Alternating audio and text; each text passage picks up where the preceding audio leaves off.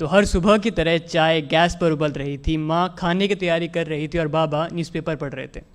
मेरे स्कूल के सारे ही दोस्त पिकनिक पर जा रहे थे and like every other convent school you had to submit a fees before hand.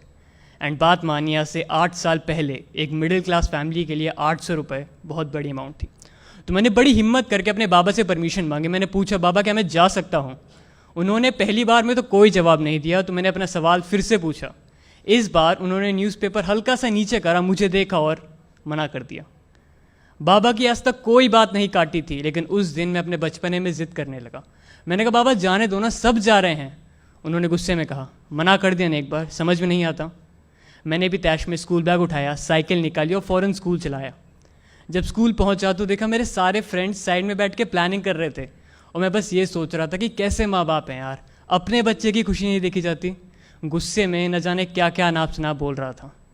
खैर, वापस आने का रास्ता था जो महज 15 मिनट का था, उस रोज़ 1 घंटे में तय करा था। जब घर पहुंचा तो माँ ने पूछा, आज लेट कैसे हो गया? मैंने उन्हें कोई जवाब नहीं दिया। वो समझ गई थी कि मैं नाराज़ हूँ। उन्होंने मुझे समझाया भी, लेकिन मैं अपने बचपने में किसी की सुन कह रहा था। शाम को बाबा घर आए। उन्होंने बड़े प्यार से मुझे अपने पास बुलाया और समझाया कि बेटा फाइनेंशियल हालत सही नहीं है, समझो, अगली बार चले जाना। लेकिन मैं अपने बचपने में और गुस्से में न जाने क्या क्या अनाप शनाप बकने लगा। शायद इतना कि उनका हाथ उठ गया था मुझ पे। वो गुस्से में बोले, न जाने कब बड़ा होगा ये, हर वक्त ज़िद, हर वक्त बचपना। उस रात में खूब रोया था, शायद इतना कि रोते रोते खाली पेट ही सो गया था। जब रात में भूख से हल्की सी आँख खुली तो देखा माँ बाबा बात कर रहे थे। माँ ने बाबा से कहा, भेज देते हैं ना, साल में एक बार ही तो जाता है, वो भी खुश हो जाएगा। बाबा ने कोई जवाब नहीं दिया। वो बस उठे और बाहर टहलने चले गए थे। अब मुझे रात भर उतावलेपन में नींद तो नहीं आने वाली थी कि शायद अब सुबह पैसे मिल जाएंगे और मैं पिकनिक पर जा पाऊँगा।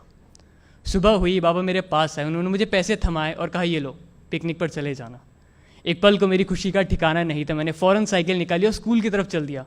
घर से थोड़ा दूर पहुंचा था कि याद आया, जो तावलेपन में लंच तो घर भूल गया है। वापस घर आया तो देखा माँ बाबा फिर से बात कर रहे थे। माँ ने बाबा से पूछा, पैसे कहाँ से आए? बाबा ने कोई जवाब नहीं दिया। माँ ने फ़ौरन बाबा की सूनी कलाई देखी और कहा, घड़ी बेच दी क्या? बाबा ने कहा, क्या फालतू की बातें कर रही हो, ऑफिस के लिए लेट हो रहा है, खाना बांध दो। मैं अभी भी दरवाजे पर सुन्न खड़ा था, आंखों में आंसू लिए बस यही सोच रहा था कि सही में बाबा ने मेरी खुशी के लिए दादाजी की आखिरी निशानी भी बेच दी। क्या सही में मेरा सैर सपाटा उस घड़ी से ज़्यादा ज़रूरी था? खैर, मैं स्कूल आया वापस। अब पिकनिक पर जाने का मन नहीं था। वो पैसे स्कूल में जमा करने की हिम्मत नहीं थी। मेरे सारे फ्रेंड्स कह रहे थे, अविनाश चलना, चलते हैं, लेकिन अब बस जी सा नहीं था। वापस आने का रास्ता जो महज 15 मिनट का था, उस रोज़ फिर से 1 घंटे में तय करा। माँ ने पूछा, आज क्यों लेट है? उस रोज़ गुस्से में जवाब नहीं था और आज शर्म से। अगले दिन संडे था, मुझे पिकनिक पर जाना था। माँ ने सुबह जल्दी उठा दिया, कहता, उठ, पिकनिक पर नहीं जाना है। मैं सवेरे से ही आलस कर रहा था। आज चाय फिर गैस पर उबल रही थी। आज फिर कुछ बात करने का मन था। बाबा न्यूज़पेपर में मशगूल थे, जैसे कुछ हुआ ही ना हो। मैं उनके सामने बैठा। उन्होंने अपने पुराने अंदाज में न्यूज़पेपर हल्का सा नीचे करा, मुझे देखा और पूछा, नहीं जा रहा है क्या? मैंने फ़ौरन जेब में से एक डब्बा निकाला और उनकी तरफ आगे बढ़ाया। उन्होंने पूछा, इसमें क्या है? मैंने कहा, आप खुद देख लो। अब उनकी आंखों में भी हल्के हल्के से आंसू थे। वो घड़ी तो नहीं, लेकिन उससे कुछ मिलती जुलती घड़ी तो थी। वो अपने आंसू न्यूज़पेपर में छुपा रहे थे। इतने में माँ चाय लेके आई। उन्होंने सब देखा। माँ बाबा ने अपने पास बुलाया, गले से लगाया और कहा, आज हमारा बेटा बड़ा हो गया।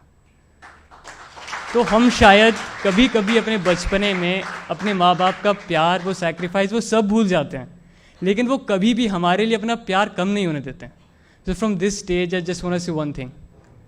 I love you, Mom, Dad, and thanks for all the sacrifices you've ever done for me.